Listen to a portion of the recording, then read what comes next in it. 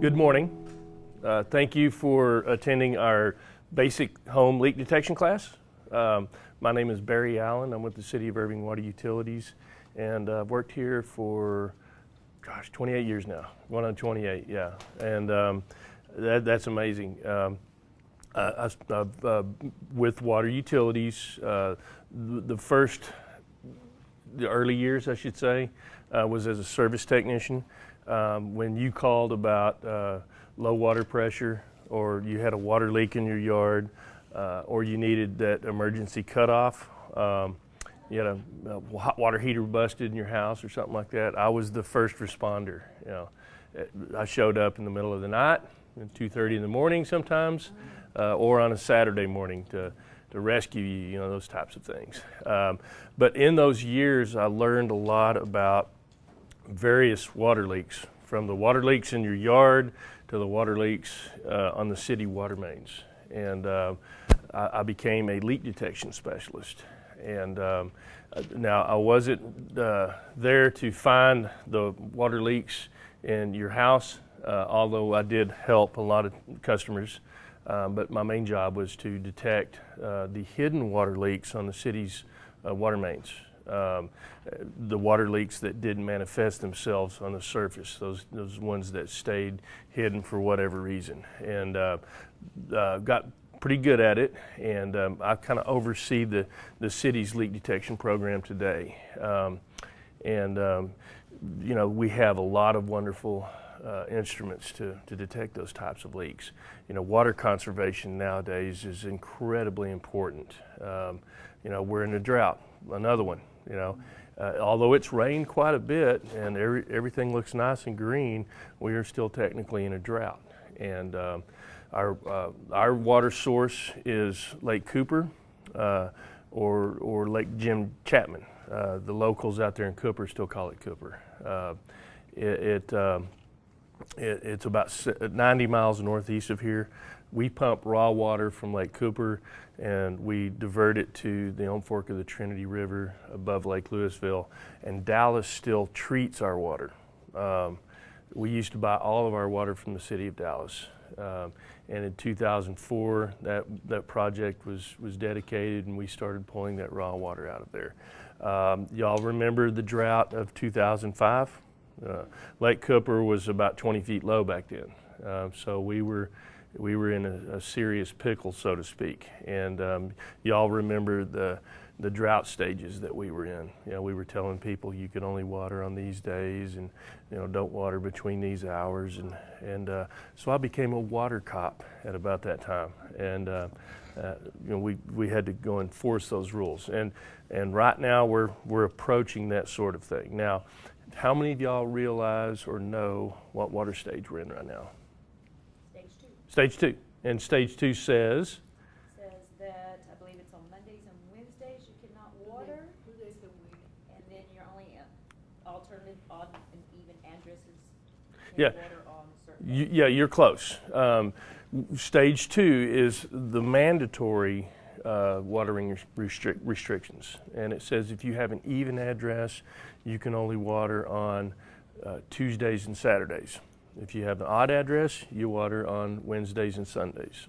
And then part of our drought contingency plan says from April the 1st to October the 31st, you cannot water in between the hours of 10 a.m. and 6 p.m.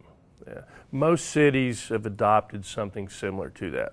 Some cities it's April to October, and some cities it's year-round. Some cities now have mandatory year-round watering restrictions, and we're probably going to see that sort of thing increase with all the other cities. We're trying to get on board with each other, trying to be very similar so there's less confusion. We became part of a water efficiency network of North Texas years and years ago, and we kind of steal each other's ideas. What works best for this city? How are y'all doing it? And I think that works for everybody. But right now we're in stage 2. Now every year, May the 15th, we'll go into the voluntary watering restrictions, and that's stage 1. We'll be in stage 1 even if we have a lot of rain and the lakes are full and that sort of thing. We go into the mandatory stages when we have that triggering event that we don't get enough rain and the lake level's low. Right now our lake level is about 8 feet low, and hopefully, crossing our fingers, we get more rain this month and then in June, because we know what happens in July. The faucets are turned off and it doesn't really rain anymore. So those sorts of things. And I always try to tell people, pay attention to the weather. Pay attention to the weatherman. You'll see when it's going to rain. And the good thing about the local news agencies now is that they're very good about telling you what the lake levels are, and what cities are in restrictions and stuff like that. So that kind of parlays into what we're going to talk about this morning. Basic home leak detection. It's not difficult. It's not a new concept. And so in the class itself, we're going to talk about looking for signs of leaks on your system, whether you have an irrigation system or your toilet may be leaking and those types of things. So that's what we're going to discuss this morning. If you have any questions, feel free. I want this to be an interactive class. It's a short class. Let's go ahead and get started with the nitty-gritty. Why, when, where, how, and who, the why. Why have or understand leak detection, right? Well, we want to save water, first of all. When, anytime of the year, you should look out for the signs of water leaks, It shouldn't be your neighbor knocking on your door and going, yeah, well, you got water flowing out of your backyard and it's flooding my backyard and I'm afraid of mosquitoes, We get those calls every year, There are some residents that know about that leakage and don't care, and we have to oftentimes get with code enforcement. And then there are those residents that have no idea that they have a water leak in their backyard or under their house, and then we'll knock on their door and we'll tell them about it. And they're like, oh, really? Those kinds of things. Now, for you folks, y'all are kind of proactive. Obviously, you're kind of conservation-minded and stuff. So y'all are going to look for the signs of those types of leaks. And so what we're going to do is we're going to look where. Where do you look for the signs of leaks? Obviously, inside and outside. And then we're going to go, how? How do you look for those signs of leaks? Well, you use your eyes and ears, and you listen, those types of things. And then it's going to be, who can do it? I can come out with this fancy equipment on occasion. Usually that's when a red flag has been raised, right? Or you can do it yourself, or you can hire a plumber, however you want to do that. So why? Of course, we want to save water. I think that's in everybody's mind nowadays, right? I try to tell people that the water that we have now is the same water that a dinosaur drank. It hasn't changed. Y'all know about the hydrologic cycle. That's the water cycle. It goes through different stages: evaporation, transpiration, precipitation. Those types of things. It rains, or it snows, or it sleets. The water flows into the creeks that fill up the lakes, or recharge the aquifers, and it's just an endless cycle. So what we want to do is we want to conserve it. How many of y'all know about what percentage of water we have for everyday use? Fresh water, drinking water. About 1%, a little bit less than 1%. We look, if I were on Mars and I had a nice telescope and I was looking at the Earth, I would see this blue planet, and if I understood astronomy, I'd go, wow, there's a lot of water on that planet, And there is, but most of it is salt water, Salt water is not really suitable. We can desalinate, the salt water, but that's expensive, and that's not practical for us up here in North Texas. And so there's a very small percentage of the water on this planet that we can actually use. So I try to tell people that 3% is fresh water, but most of that is in the polar ice caps. So that leaves us with about 1% of water for our use. That's why conservation is so important, okay? And that's why we want to try to save water. Another reason why you might consider doing in-home leak detection, you have any high bills? Anybody in here get a high bill this last month? Nobody? Y'all are pretty good. Yeah. Let me ask you, what was your bill this month? It was high? Oh. What's high? Yeah, exactly. Good question. That could be $60 for some people, or that could be $120 for some people.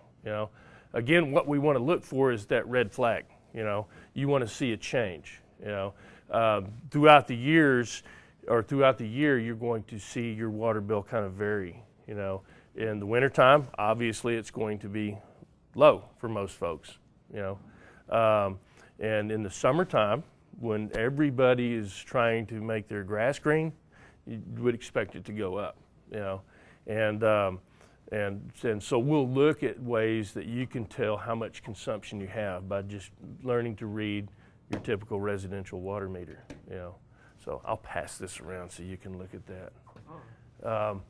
So some of you may have a high bill, and what is an average bill? Well, it depends on the size of the house.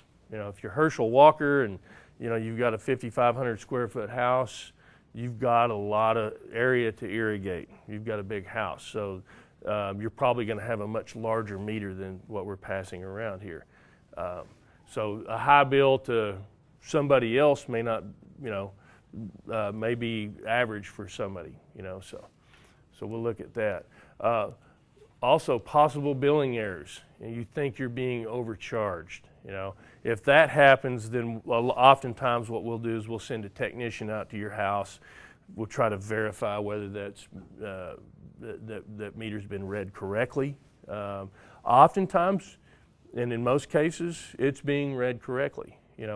Again, we're looking for that red flag, and somebody looks at their bill and they look at their consumption and they go, wow, I'm using that many thousands of gallons a month?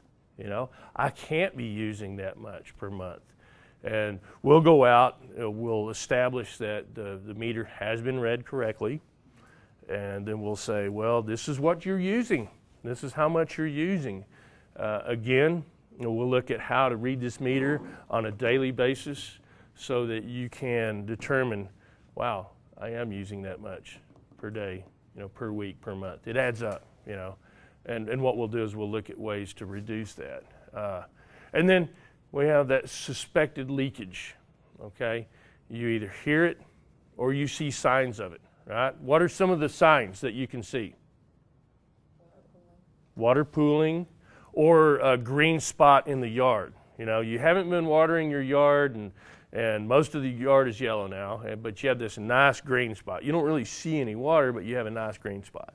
That's an indication that maybe the service line running from the meter to the house has a leak, or your irrigation system is leaking, And depending on the size of the leak, that's a factor of whether or not your meter is registering that water or not, Because here's a problem. Somebody will call us and say, I've got a wet spot in my yard. I think y'all have a leak out here. My plumber has looked at the meter and he says it's not turning, it's a city leak. We'll send a technician out and the technician will verify that it is your leak. But the meter's not turning. Well, if you have an older meter, it may not be able to register that leakage. Now, once that leak gets worse, then the meter can register it. And that's when your bill's going to go up. So be wary of that. Oftentimes what we will do is we will change out the meter. It may be an older meter, we'll change out the meter, and the newer meter's able to register that small amount of water. I've had homeowners tell me, put that whole meter back in, Well, it's better for us to register all the water. We have to turn in a water report every year, and in that report we have a certain percentage of unaccounted for water. And I'll tell you right now, Irving is well below the parameters on unaccounted for water when we turn in our reports. And part of that is our wonderful leak detection program and our meter replacement program.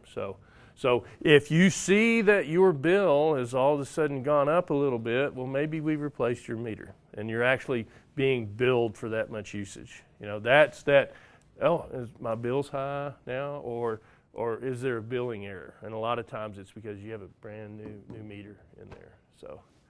So when, okay, anytime. It doesn't have to be a drought for you to look for the signs of leakage, right? So anytime. And if you see that your neighbor might have a leak, go ahead and let that neighbor know, okay? Or call us. We can go out there and determine that. So anytime, okay? And as I said earlier, look for those green spots or those wet spots. That's when you want to do it, okay? As I said earlier, we're going to go into the summertime and the faucets are going to be turned off. Mother Nature's faucets are going to be turned off.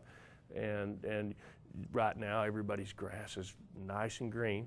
We hope it is at any rate, Let me ask you a question in here. How many of y'all are actively irrigating right now? Watering your yard? Why? I have a garden. You have a garden, okay. Well, that's not your yard, that's your garden, That yeah. is my yard. That is your whole yard's a garden, okay. Almost the whole backyard is. A drought-tolerant garden there, is that what that is? Yeah, we hope it's drought-tolerant, okay. Well, that's a good reason, but I'm talking about your turf grass, because there are a lot of people right now that are watering their turf grass for some reason, and I'm like, well, scratch your head on that one. It's been raining a little bit, I haven't had my irrigation system on since actually February, and the reason I turned it on then for one time was to water my fertilizer in. I did a weed and feed, and I properly watered, and then I turned it off, and I haven't had it on since. And my grass is great. It looks excellent, Now I know when it starts to get hot, I'm probably going to have to turn that on and water it periodically, to keep it nice and green. But here's the problem. People turn their irrigation system on and they forget about it. It's out of sight, out of mind. Oftentimes people forget when it actually waters the grass.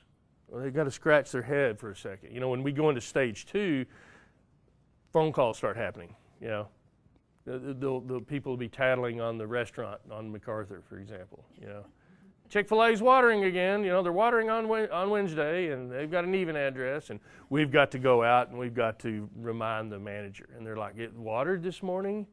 I go, did you not notice that when you drove into work, So it's kind of out of sight, out of mind. That's the problem with automatic irrigation systems. And there's a big problem with the automatic irrigation systems when one of the valve malfunctions and it starts seeping through, and out of the sprinkler head water starts seeping out, and they don't even realize it. They just think that's everyday routine. Water running across the sidewalk, no problem. We see it because we get called by you, and then we go out and we notice that, hey, you've got a problem with your irrigation system. So pay attention to your own system if you have one of those, okay? Also, when are you going to notice that? When you hear that unusual noise at night, right? Y'all have heard the biggest water waster in the house, the toilet, right? Yeah.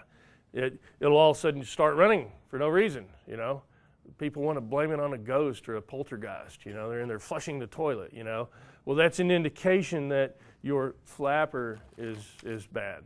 And by the way, y'all, if y'all want to, y'all can walk away with one of these. But this is a typical toilet flapper, and what happens is it gets worn out, and the toilet itself is a mechanical device, and it has a valve in there, and when the water level drops down because this is leaking, well, the toilet decides it's going to need to fill up. So it starts running again, and those are the noises that you hear at night. Or you notice a whining noise. You know, you can hear it in the kitchen, or you can hear it in the bathroom. That's an indication that you have a leak on your pipe. You know, it may be a foundation leak, or it may be a leak in the, you know, on the water line in the backyard. You know, during the day when you've got the TV on, the air conditioner's on, and those types of things, you may not hear that noise. So at night you get up and you go, what is that? You know, that's also an indication that you have a leak. Yes? In my toilet, I see it moving. I know there is a slow leak. Mm-hmm. What is causing that? Again, your flapper. Your flapper's worn out, or the chain is hung up underneath it, you know. I changed mine like 3 times. It has 3 new flappers on it. I don't know if it has pressure issues or what, but we've replaced stuff. Well, on the tank itself, there's probably some buildup up under there, and it's irregular. Okay. The flapper's good, but it can't seal because of that. So you may want to drain the tank, turn it off, and apply some sealant around that. Okay, and that oftentimes can help, you know, because, or there's buildup, you know, so you may want to get a piece of sandpaper, refined sandpaper, and kind of scrub that a little bit and make it even, and then your flapper will be able to seal, you know, because there's no pressure in your toilet tank. It's just there is a little bit of pressure from the water column itself. It's not pressurized in your toilet tank. It's just sitting there, you know, so. So that I'm glad you brought that up, because that is a common problem.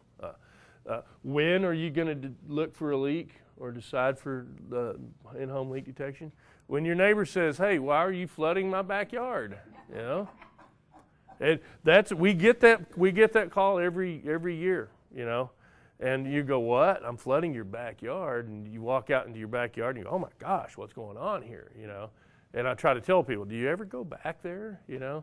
And oftentimes they don't know, you know. So hopefully y'all are in good shape with your neighbors, and y'all get along and everything, you know. One of the things about a drought I noticed is that all of the tattletalers come out of the woodwork. All the Gladys Kravitz come out, you know. He's doing it again, you know. I get that. I go, he's doing what? He's watering every single day, you know. And oftentimes you go out there and they're trying to water correctly, but they don't know that their irrigation system is behaving badly, you know. So their neighbors that are looking through the blinds, they see that it's spraying the street or spraying their house, you know.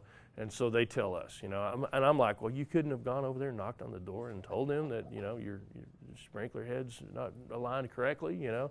So we see a lot of that. So that's when, okay. How are you going to do it? Well, first of all, look for those signs of leakage, right? You know, you notice that you're walking your dog and you go, wait a sec, that doesn't look right, you know. There's water seeping, okay? Or using your ears. As I said earlier, you get up in the middle of the night to use the restroom and you hear that noise. Now, another way to do in-home leak detection, blue dye tablets.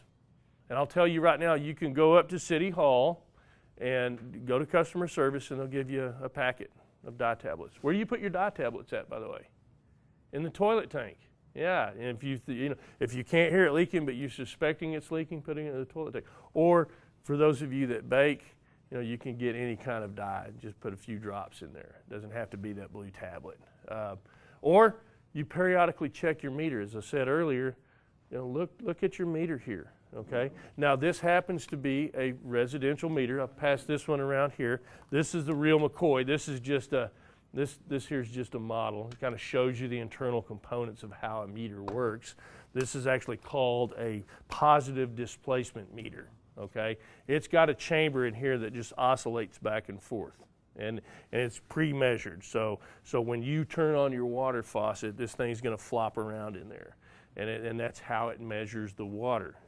This register actually comes off. This is a solid body right here. All the internal components, as you can see, are inside of here, okay? Now, this is a 10-gallon meter. That's important to know because this can give you an idea of how much water you're wasting. I should say how much water you're actually using per day, Okay, you may learn to read your meter and you'll realize how much water you're wasting. So what I want you to do is look at this as I pass this around. You will see it has a big hand, like a clock, right? Every time this makes a complete revolution, you have used a total of 10 gallons of water. Or excuse me, yeah, 10 gallons. It's a 10-gallon meter. How do we know that? Well, look at the numbers in black here, okay? You'll see that it has a fixed 0 on that, right? And it tells us it's a 10-gallon meter. Now, the other two numbers in black, for billing purposes, we're not worried about, okay? The meter reader is only going to read the numbers in white. The numbers in white, exactly. So 9 is like 90 Yes. gallons, 9 means? So that would be 90 gallons, exactly. 90. Yeah, good observation. That would be 90 gallons there, right? The meter reader is only worried about the numbers in white. So he's going to come out and read your meter in thousands of gallons. Go ahead and pass that around there, okay? And you'll see what I'm talking about. So the meter reader is going to come out and say, you had a consumption of 20,000 gallons this month. Sounds like a lot of water, isn't it? Believe me, that's pretty common. I've seen everyday usage amount to 30,000 gallons a month with no leaks. That's just their consumption, okay? Maybe they've got kids, you know. Maybe their son has come home from college. And I can guarantee you, when that happens, expect your bill to go up, okay? Because people will call us and they, well, last month, you know, my bill was $60 and now it's $95, you know, what's going on, you know? And we'll come out and I'll see the telltale signs of a teenager, okay? Dishes all over the place, you know, their house is messy now and it was once immaculate and everything. And I'll say, yeah, did you have a son come home from college? Or, oh, yeah, my daughter's here. Well, guess what? The daughter and the son are going to take 25 to 35-minute showers. They're at the kitchen sink all the time, you know, so expect your consumption to go up when that happens, you know. There's no reason in the world to take a 35-minute shower, you know, unless you just want to go in there and luxuriate, you know. I mean, that's the only reason you would do it, you know. So we teach those kids to get rid of those bad habits. Okay, now going back to that meter, what you can do. Go out at 5 o'clock in the afternoon, 6 o'clock in the afternoon, and read your meter, okay? Now, you're going to pay attention to those numbers in black, okay? Because that's hundreds of gallons. If you're using 1,000 gallons a day, that adds up to 30,000 gallons a month, then you're either a water hog or you've got a leak, okay? So go out and look at your meter. Notice this triangle here, and every meter has that indicator on there, okay? If you see that triangle actively turning and nobody's using water, you've got a water leak, okay? Yes, you've got a noticeable water leak. You've got a water leak that's going to cause a higher bill, okay? And as I said earlier, depending on the size of the leak and the age of the meter, that may not be turning and you actually have a leak, okay? So what I want y'all to do is pay attention to the numbers in black and write that down. Say 5 o'clock in the afternoon. The next day, go out there at 5 o'clock and see how many hundreds of gallons have gone through that meter. And that you'll know how many gallons you're using per day. You know, simple math tells you how many gallons you're going to use them in a month. And when that happens, people go, wow, I didn't realize I was using that much, you know. And then they'll go, wow, they're actually billing us correctly, you know. So this happens to be the new age, by the way. This is automated meter reading. The meter reader doesn't have to open up the meter box and record the reading himself. He walks by with an interrogator, picks up the signal, and reads it, okay? And the technology now allows us to actually read the meter from a PC, the computer. here at the office. Irving isn't incorporating that yet. The cities that are brand new and have the brand new developments, they're using that. And believe it or not, they can actually shut your meter off with the mouse. Okay, punch of the button. And why would we do that? Well, if you were using too much water or irrigating improperly and stuff like that. I don't foresee Irving doing that, but some cities are doing that, and that's the technology. And part of that's good, because if you call at 12 o'clock at night and said my hot water heater busted, then we can do an emergency shutdown with the click of a mouse, that sort of thing. So technology has improved. It's amazing, yes. Okay. Who can do leak detection? Well, you can pay someone, that can be expensive, and there's a need for that. Last year at about this time, I woke up, got out of bed, and there was water all in the living room, in the hallway. I was like, oh my gosh, we got a leak, And even though I've got all this fancy equipment, we still had to hire a plumber to come in, and I realized I had that dreaded slab leak. And so they did leak detection for me. I already established where the leak was, but because of insurance purposes and everything else, they still had to have a guy come out and verify that. So that's when you're going to have to hire somebody to do leak detection. Or as I said earlier, you can do it yourself. Not rocket science, folks. It's not rocket science. Okay, let's go outside for a second. As I said earlier, we want to start at your water meter. Where's your water meter located? Do you know? Out in the front, out close to the curb. Okay, if you've got a new house, it's probably going to be behind the sidewalk. If it's an older house, it may be in the parkway in between the curb and the sidewalk. Hopefully it's up to grade. That means you haven't planted grass over it. Where's your meter at? Do you know? By the curb? Everybody, you haven't discovered where your meter is? I suspect I never You remember now? Yes. Yeah. Now I remember. So that beside the curb, my house is like this, and this is the road. It is probably here, and this is my lawn. Yeah. There you go. Okay. I open that box and then look at it. Right? I did not do that ever. Yeah. So today I'll do that. Yeah. And if your box gets covered up, you can call us. We'll come out. We'll uncover it. Oftentimes what happens is it settles and then the dirt washes over it. We'll come out and we'll raise it to grade for you. Okay. My box broke, I think, when I was using my lawnmower. Oh, okay. Somehow I think it's broken. Yeah. How to fix it, I don't know. Well, if the box is broken, we'll replace that. If it's over the meter, now you'll have two parts to that. If you have an irrigation system, you'll have the meter box, and then you'll have the valve control box. Okay, and later on, what we'll do is we'll go out and we'll look at some examples of those valve control boxes. If it's green, it's probably going to be a valve control box.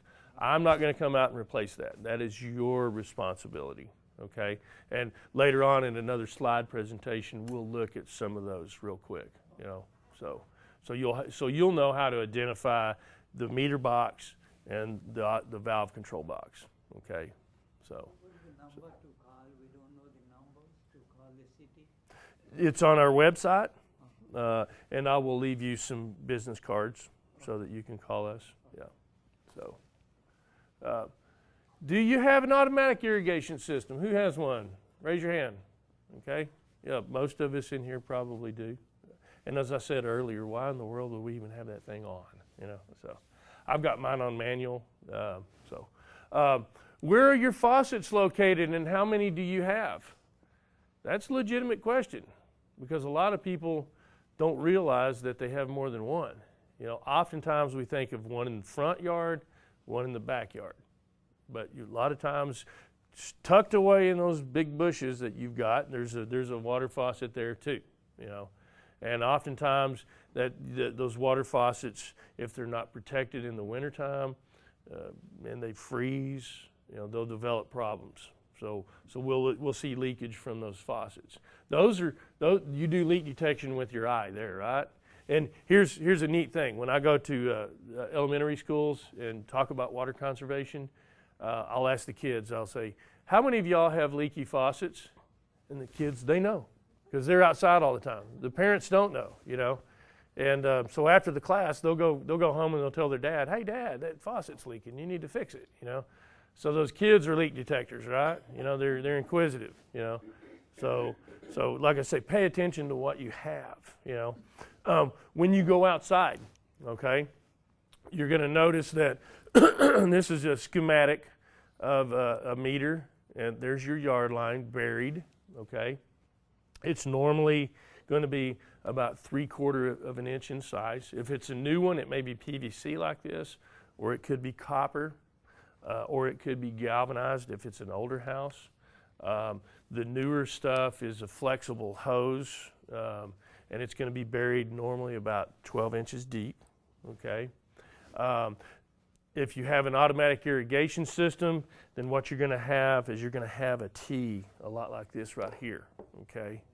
And it's going to have an elbow, and then you're going to have that green box that I was telling you about, okay? Inside of that green box, you're going to have this device right here. This is called a backflow double check, okay? And it's important because it will prevent your yard line here, your domestic line, from being contaminated, okay? Because in an irrigation system, you have the irrigation sprinkler head. Go ahead and pass that around. And when that valve tells that zone to turn on, to activate it, that thing pops up and it irrigates that one zone. Then when it turns off, it depresses back into the ground, and any contaminants, your fertilizers and stuff like that, can go back into there. So this is a backflow prevention device as required by the state of Texas, okay? It has 2 valves, one on the front side, one on the back side. And if you look at this, you can see that this is already starting to corrode, okay? So oftentimes what will happen is these things will just deteriorate and just erode away, you know. Now, it's brass, so that thing will remain right there, and you can turn it off with a crescent wrench or something like that. Go ahead and pass that around. That's called a double check, okay? It's a type of valve, okay? Now, I tell people, when it gets really cold in the wintertime, that's where you shut your irrigation system off, okay? Inside your garage, you're going to have some kind of controller, okay? That's your timer and your controller. That does not shut the pressurized section of your irrigation system off. That just shuts the valves off, right? Tells the valves, go dormant, go to sleep, those types of things, okay? So I try to tell people to truly winterize your irrigation system. That's the valve you shut off, okay?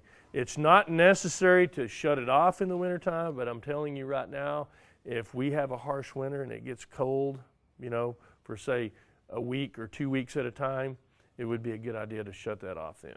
Because every year, what happens to these, especially these PVC lines right here, they freeze and they break.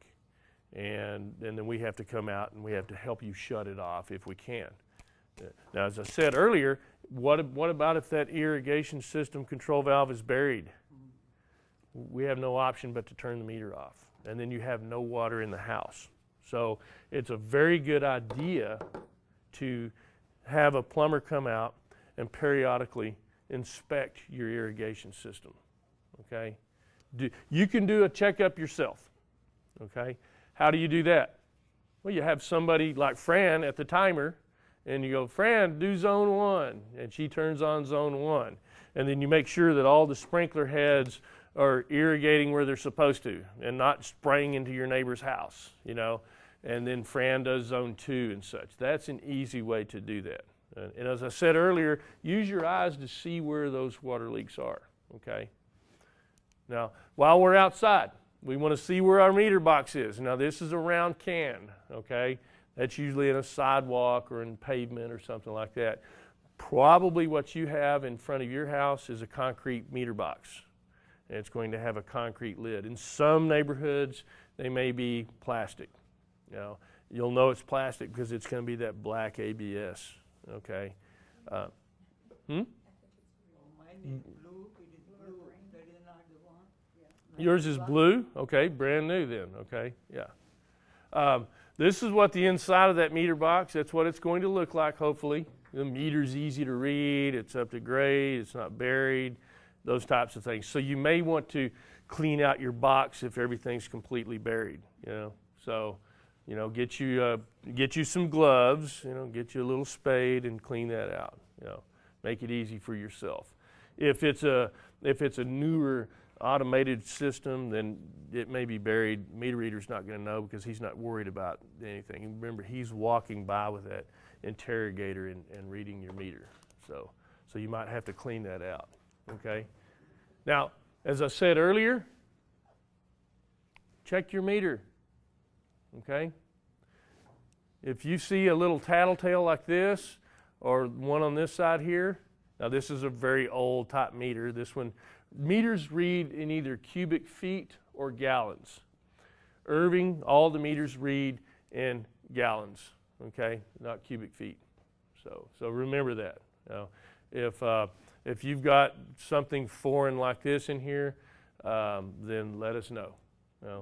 But in Irving, they're going to read in gallons. As I said earlier, these are the numbers you're worried about.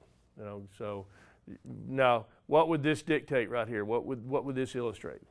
I think 1/10 of a gallon. No, that would be 10 gallons. Remember, here's the fixed 0. That would be 10 gallons right there. Okay? So it's not going to show 11 gallons. It's going to show 10 gallons, 100 gallons, 1,000 gallons. This would be 100, this would be thousands, right? When the meter reader comes, they're normally worried about these two numbers right here. So This black number 0, what is that? It is like tens, we say black. this is 10, this is 100 right here. Okay. That meter, we did it different. This one. Yeah, it's the same. Yeah, it's the same. Yeah, there's that one. This is different. This is 9. Well, that's how much consumption is on that meter. This meter. This is different from this one. Yeah, well, that's how much has gone through that meter. Okay. This is the 90 actual. here. This is 90. That's 90 exactly. Okay. And so here the black, this side 0 is like 1,000, right? That's just 10 gallons right there. 10 and Yeah. then, Yeah. 100 and This 1,000. is 1,000.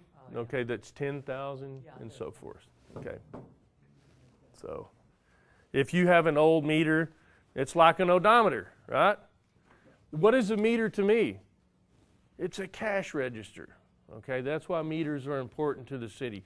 It's our cash register. My department is funded by what goes through that meter. It's not tax dollars. Okay.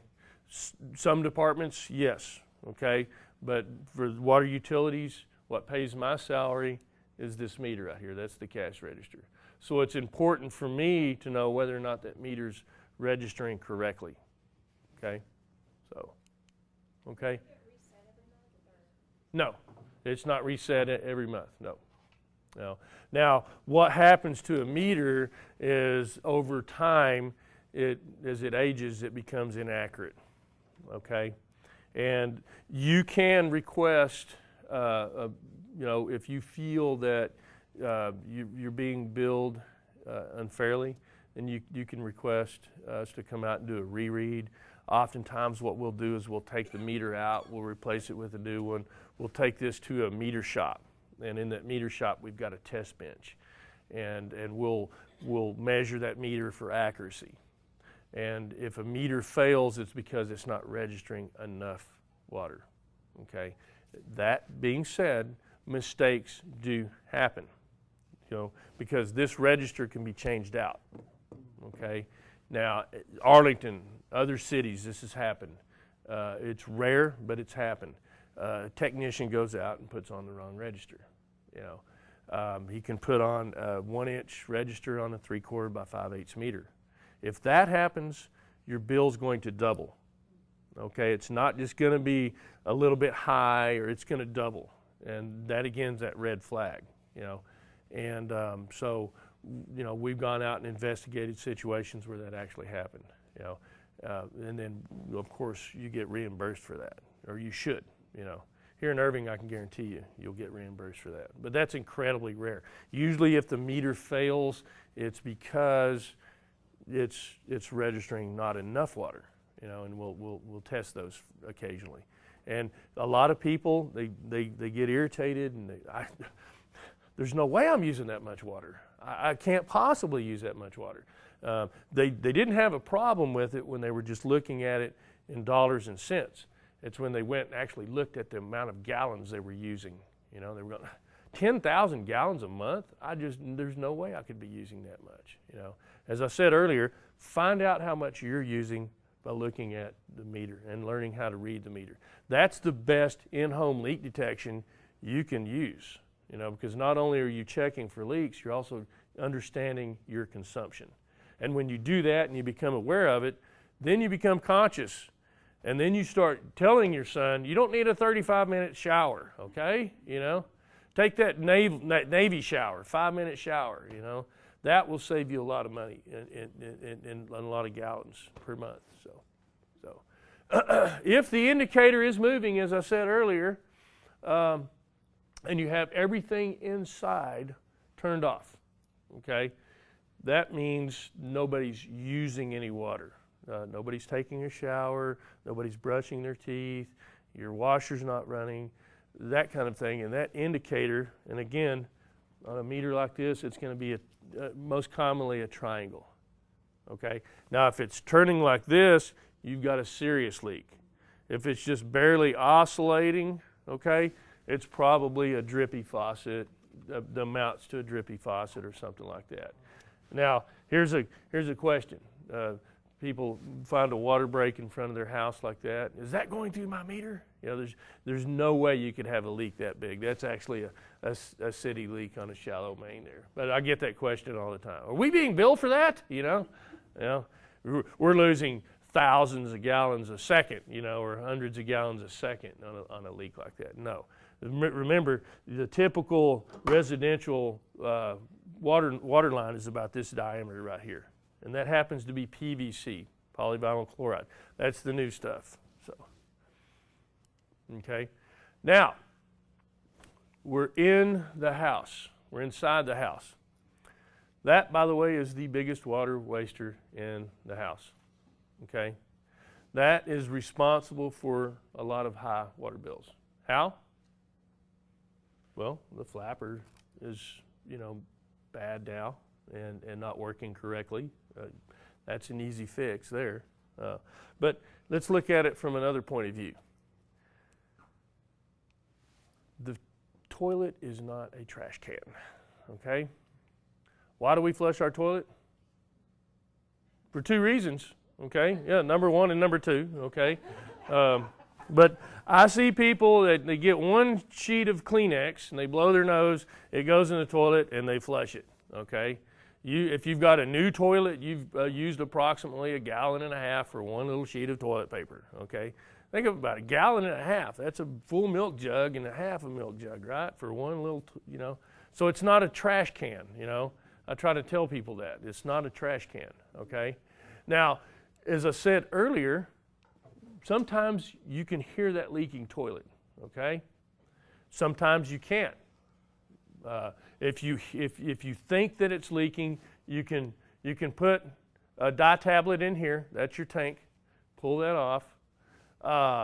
And if you see blue water in your bowl, then you know that flapper's leaking or the valve's bad or something is wrong. Okay.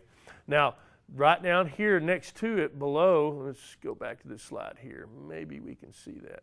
Yeah, about right here, you're going to have a valve. Okay. And you can turn that valve off, okay? Be careful because those things are finicky. In older houses, it may or may not work, but kind of work it a little bit before you turn it off, right? Because those things can and will break. Now, it's easy for you or a plumber to change one out because it's right there. So turn it off, go out to your meter, and if you see that title tell stop, you know that's the problem, okay? You know, okay, my toilet's leaking, you know. And case in point, we had a water leak out by the street. We had a technician that went out to investigate it. The homeowner had called and said, I've got a water leak out here. The technician looked at the meter and he saw that the tattletale, he saw that leak indicator was turning. He assumed that it was a private leak, okay?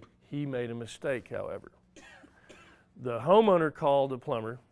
The plumber went out there that evening, and he should have recognized that as a separate problem, but he said, no, this is a city leak, okay? So the guy was upset.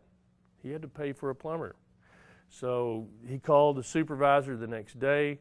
They called me. Me and my leak detection team went out there, and we identified two problems.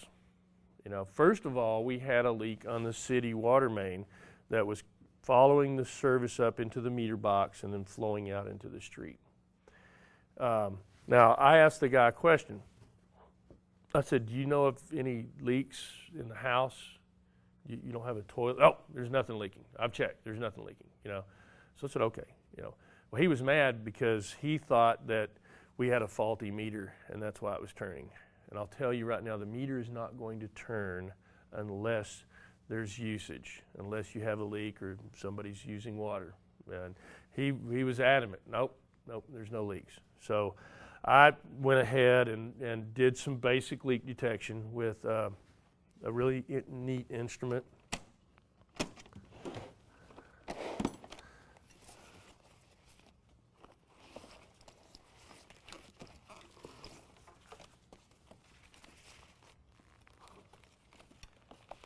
This has a fancy microphone. I can listen to the meter. I can listen to a fire hydrant, and I can hear water leakage. So what I did was I put this on, and I went around. I listened to his front faucet. I went to the back faucet, and I could hear a water leak. And the daughter is the one that told me, "Oh, that toilet's leaking all the time," you know. So he had a toilet in the back bathroom that was actually leaking. And so I went inside the house, I turned that valve off, and the meter quit registering. So the gentleman had two problems, you know. He was a little frustrated, as you might understand, you know. And that was why he had the high bill. It wasn't that water in the front. So I had to apologize. I'm sorry, but we have a leak and you have a leak too, you know. So that tells us that if you have any question whatsoever, you can call us. I'll send a technician out with this equipment right here, and we'll listen to your meter, we'll listen to your faucet, we'll do those types of things. Now, one thing we will not do, we will not pinpoint any leaks, okay? We'll help you identify those leaks. You know, if you have a slab leak, we can't be held accountable. We can't locate that slab leak for you. You'll have to hire your insurance company. Will hire somebody. They'll come out. Now they do it a different way. What they do is they pressurize your service, and it creates a lot of noise. And they use a little bit different methods. Okay, it's usually reliable, but we can come out and we can kind of show you and point you in the right direction. So you can call us anytime. Okay, so remember that. How are we doing on time? We're doing pretty good. Yeah. So. Yeah, right in there, about 9:15. So we're getting close. Okay. That's a typical setup. Okay. Now while we're in the bathroom here, right? Let's look at another water waster here. This sink. Okay. Sinks, especially in the bathroom on the hot side, they like to drip, okay? And so before you leave, I'm going to give you a nifty little device called a drip indicator. There we go. And you will also get one of these, okay? Because in that bathroom right there, that's an old sink aerator, okay? And what you can do in your bathroom or your kitchen is you can replace that one with one of these right here, Okay, it uses less gallons per minute. Okay, now if you have a leaky faucet, here's a neat little leak detector right here. Okay, this will actually tell you how many gallons that leaky faucet is wasting, you know. And the kids love this. And basically what you do is you hold this underneath there for 5 seconds, and then you measure how much is in there. And it tells you how many gallons per day, per month, per year. And if you fill this thing up in 5 seconds, that's going to be 26,645 gallons per year, you know. And that's an eye-opener, isn't it? You're going, whoa, I can't believe that. Now, if the meter's new and it's registering, remember, you're paying for that, okay? So fix that leaky faucet. You're paying for that. Now, if the meter's not registering it, then that's unaccounted for water for me. And if you let me know that, then we're going to change your meter out. We're going to get a brand new meter, okay? So remember that. So exactly. What you would do is, and here's the typical. This is a new faucet, you know. What you would do is you would unscrew this here, okay? This is a common problem that a lot of people report. They'll say, I'll have no water or low pressure. And we'll go out and we'll find out that this is clogged up, okay? That's real common in bathrooms and in your kitchen faucet. What this is going to do is, we've got another one over here, no problem. What you are going to do, if this goes bad, okay, and this is just a simple aerator, okay, it gives you the impression that a lot of water is coming out. But what you can do is you can replace it with this.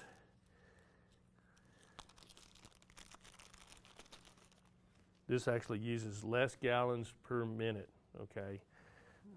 And you can simply just screw that up and like that, okay? So, but remember, if you do have a low pressure or something like that, then you can take this out and you can get a toothpick or something like that, clean that out, because you'll see little bits of debris right there, and you'll clean that out, put that back in, and you'll notice that you have adequate pressure again. So, and that's yours, by the way. So.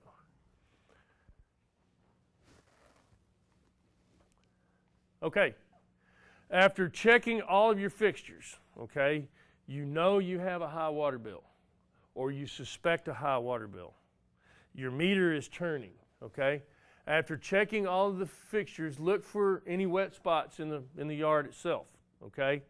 On your irrigation systems, as I said earlier, the sprinkler heads, if your solenoid valve is bad, and the solenoid valve, what happens is the diaphragm in there either is eroded away or it gets a little rock in there.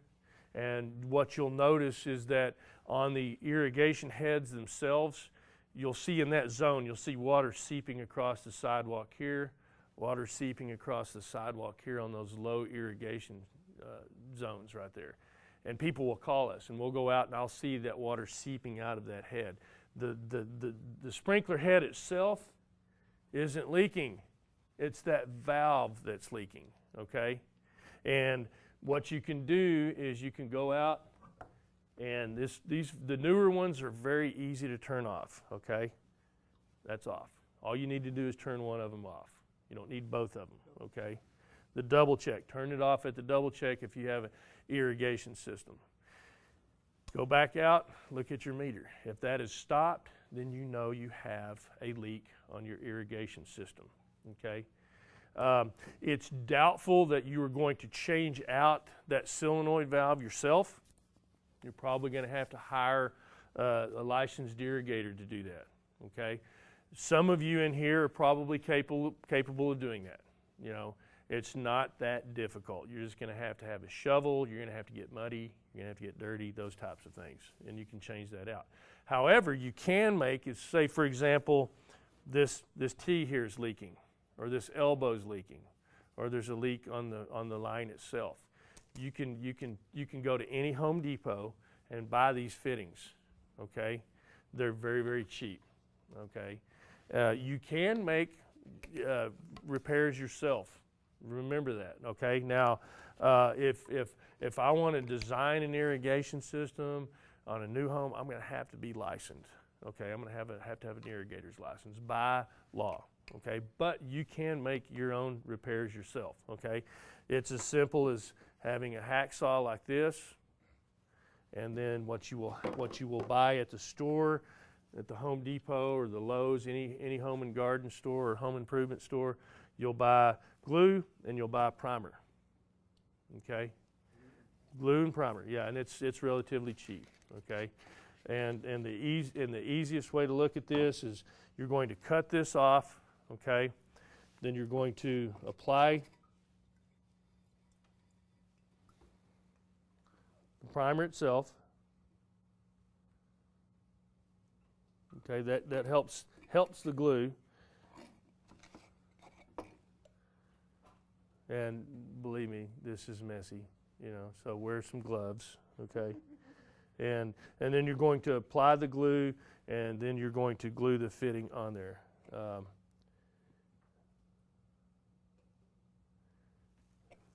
And you're actually going to add primer and glue to this too, and it is as simple as that right there, okay?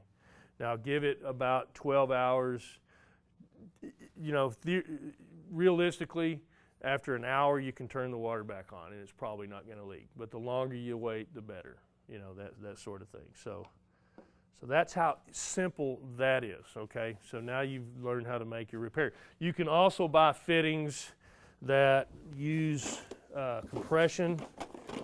However, these aren't nearly as reliable. They do work. As I said earlier, you're going to have to dig a hole.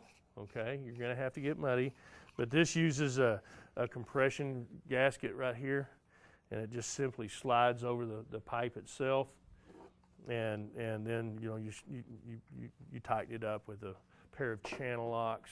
Okay, it's not that difficult. I've helped people do this a lot. And we can come out and give you some pointers if necessary. Okay, so remember that. Very, very simple. Not difficult at all. Okay, after checking all of everything else, all of the obvious, right? And your meter's still turning, you may have the dreaded slab leak. This was actually my leak here. This was in the closet underneath the hot water heater. And one of the things I noticed was that right next to my fireplace, the tile was warm. That let me know one thing, that it was a hot water leak. Okay? Now, if it's a hot water leak, here's the good and the bad. Okay? The good is that you can isolate that hot water leak by turning off the valve to your hot water heater, okay? You've got a valve on top of the hot water heater that goes to it. Turn that off. You can take a shower, but it's going to be a cold shower, okay? So you can do that until you can make arrangements with your insurance company so that they can get a plumber out, and they're going to have to make a really big mess in your house, okay? This is my living room here, and that's my faithful companion, Zombie there. She's a Jack Russell Terrier. I think you can see Boris. Boris was our Great Dane, and he had to help the plumbers the whole time he was there. But that's unfortunate. We're gonna it's not if, but when you homeowners are gonna have a water leak. Okay. We helped Fran out. Fran had one on the house that she had here in Irving, and we came out and yep, you've got a leak, Fran. And I showed her how to read the meter and everything else, and we pointed her in the direction. And so we can do that for you. Like I say, we're not going to fix it for you, okay? If it's in the yard, I can say, yeah, your service line's leaking or your irrigation system's leaking. You can always call us. We do allow that. We do provide that service. No, we do not charge for it. That's the good thing. We do not charge for it, okay? And we'll come out and we'll say, yeah, you probably got a slab leak, And please, if you do have those slab leaks, do your best to have those repaired in a timely fashion, because remember, you may be causing your neighbor a problem, you know, and we see this from time to time. You know, you're causing water in your neighbor's backyard, and then he or she is complaining about mosquitoes. And you know, last year we knew what the big problem was, right? It was the West Nile.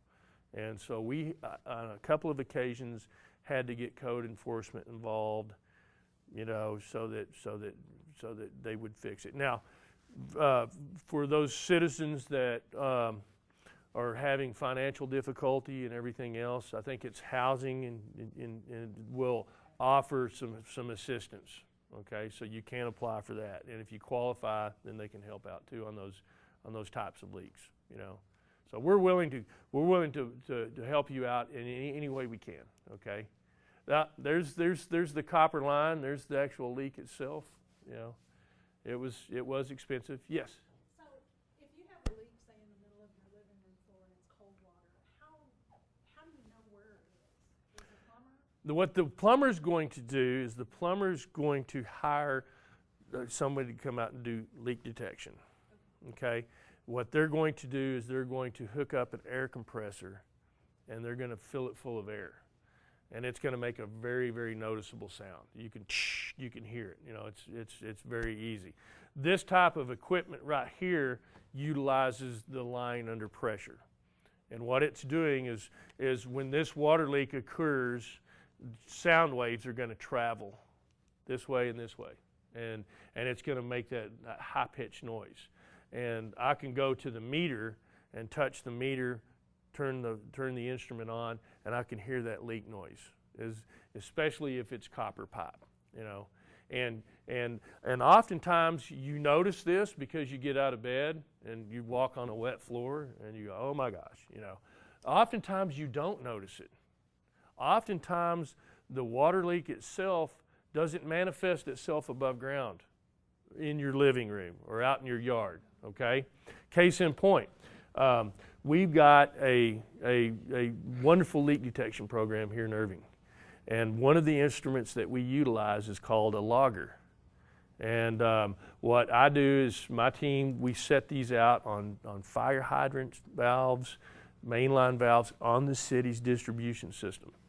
This little guy here turns itself on once a night, 2 o'clock in the morning, and it listens for the sounds of water leaks. We go back the next day, the next week, the next month with a patrolling unit, and it picks up the signal that this emits. And it tells us whether or not there's a leak there or not. Well, this is a true story. We had identified a leak, and I went out with my trusty S30 here, and I started listening to the valves, and I went, oh, wow, we have a leak. So I started listening to all the meters in the cul-de-sac, and I went to one address, and it was screaming at me. I mean, I could really hear it, and I go, oh, wow. Well, guess what? The meter was not turning. So I assumed that it was our leak, okay? Now, as protocol dictates, I turned the meter off, okay, and I waited for a few minutes. Well, guess what happened? The leak noise died. That let me know that that homeowner had a private leak.